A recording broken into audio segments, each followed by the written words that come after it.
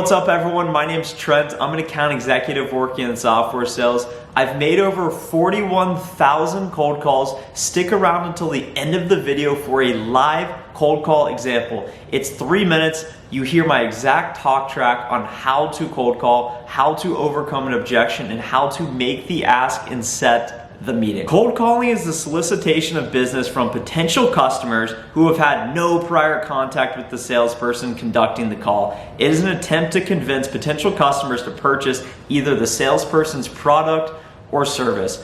We're gonna unpack that statement and I'm gonna talk about the strategy of generating artificial warmth.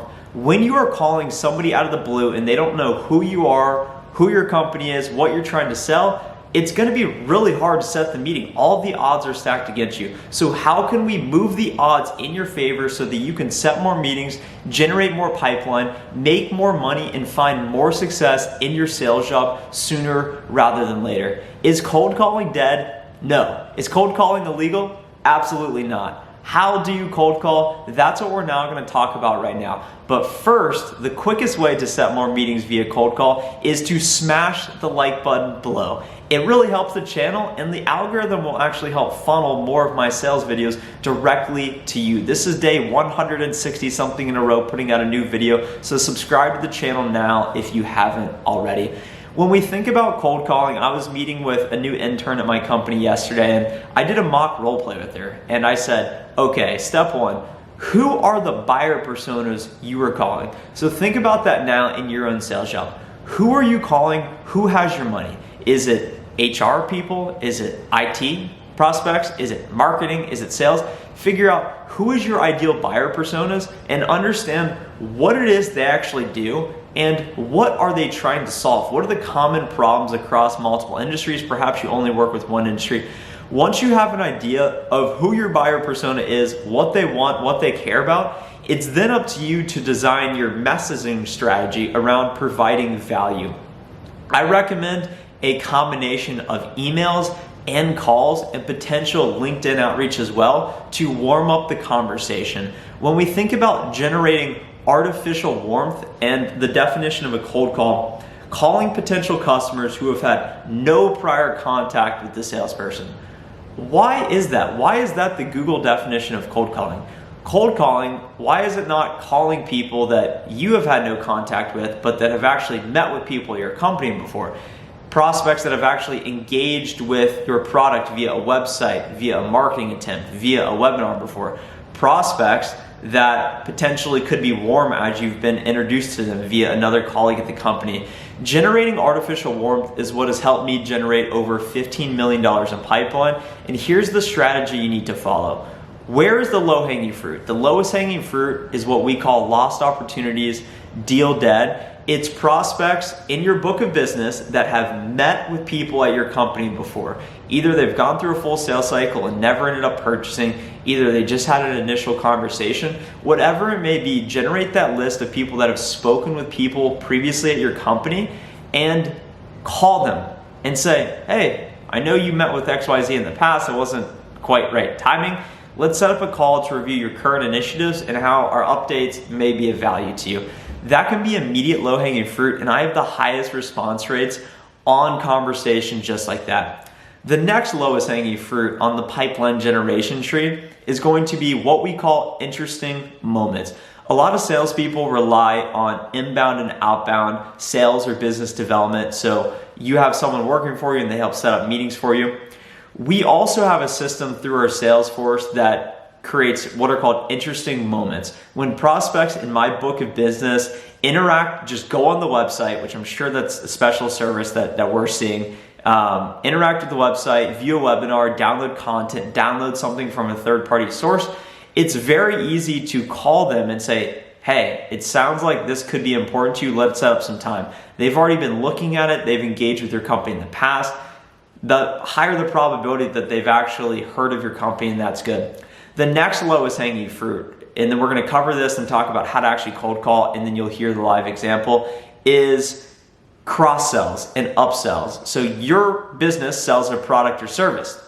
Perhaps the customer owns product A and you sell product B. call the customer who has already purchased from your company, and it's so much easier to upsell an existing customer than it is to acquire a new customer. So go to that customer and say, hey, I'm calling on behalf of product B. We value your business. Let's talk about how this can benefit you. Or you could even try and upsell them more product A. Those are the 3 lowest hanging fruit to generate artificial warmth. People that have met or spoke with your company in the past, people that have viewed or interacted with your content, and finally cross sells or upsells. If you deploy any of these strategies today, make sure to hit the like button below to continue to build this message.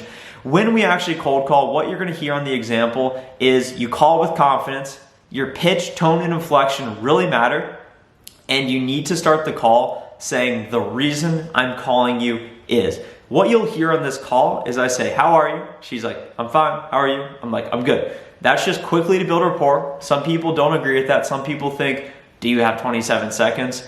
Do you sound like a robot? Whatever it is, you're talking to another human. Just ask them how they are. Do you really care? That's up to you to decide. And you have to actually care. And I actually care when I'm asking because I want to make their day better. Ask them how they are. Next question. The reason I'm calling you is either I'm following up on an email, generating a little bit of warmth. Either, hey, the reason I'm calling you is I heard you may be the right person. The reason I'm calling you is I noticed that you oversee X, Y, Z, and this is how we can help. What you'll hear is I say that, warm it up a little bit, psychologically, put her mind at ease because she now knows who I am, why I'm calling. And then you'll hear she's never heard of my company. And this is the next stage of the cold call. You need to have a quick value prop. You need to be able to explain how your company can help in 15 seconds. Why would you buy a hairdryer? Hairdryer, blow dry your hair. Would you buy it because of its battery life? Would you buy it because of its colors? Those are features. You buy the hairdryer for the utility of it, for the outcome it gives you. It dries your hair. If it can dry your hair quickly, hey, I'm selling a blow dryer that helps dry your hair fastest on the market. Okay, that gets my attention. When you're calling, don't just say, we have machine learning, we have AI intelligence. Say, hey, this is the outcome it produces, and this is why it matters to you. You need to be able to explain that. That's what I go into. And then she asks a clarifying question, which is pretty lucky. And then I go in for the close and make the ask for her time. You always want to set up the calendar invite. You always got to make the ask for the time. That's the most important step.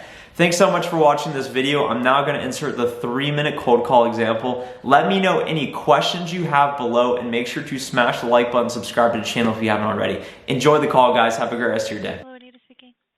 Hey, Anita, this is Trent from Qualtrics. How are you? I'm well, thanks. How are you? That's great to hear. I'm doing really well this morning. Thanks for asking. Hey, the reason I was giving you a call, Anita, is I was following up on the email I had sent you yesterday. Does the name Qualtrics ring a bell? No, it doesn't. Oh, perfect. No worries. Well, I heard that you may be the best person to speak with over at AVX regarding the associate and employee experience. Does employee engagement or feedback collection fall within your wheelhouse? Yes. Oh, perfect. Well, my company Qualtrics helps you to better collect feedback from your employees, ultimately to drive retention, productivity, empower leaders. And we work with quite a few B2B manufacturing organizations to help them do just that and drive positive business outcomes. Since it sounds like this is relevant to you, would you be open for a brief introductory conversation at some point this week or next just to review your current strategy and allow me to introduce how Qualtrics may be able to benefit you and the team? So what is your system? Is it like a communication tool? Partially. So it's an employee experience management platform. So you most likely have an HRIS system today. You have employee operational data. You know who your employees are. You know where they're located at. You know what their title is. But oftentimes, as a part of your communication strategy is, what is the experience our employees are having? How are they feeling? What can we do as a team to better empower them to be more successful? And Qualtrics will help you to collect feedback from your employees via an engagement. Yeah, via surveys so that you can take action and have insights. Okay. Well, maybe I might listen to it then. Yeah. There's no harm in just perhaps a brief introductory conversation. Maybe it would be a good fit and align to your strategy. And if not, we can part ways.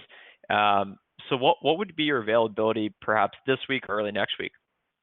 Probably not this week or usually Fridays are good, but not this Friday. Maybe the following. Sure. Yeah, that's actually perfect. I'm actually traveling back to Ohio. My younger sister's graduating from high school, so I'll be traveling Friday. Next Friday, the 11th, June 11th. What time would work best for you, Anita? In the afternoon.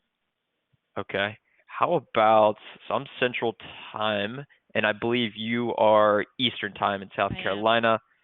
Hmm. How would 1 o'clock Eastern Time work for you? Yeah, that'd be okay. Okay, perfect.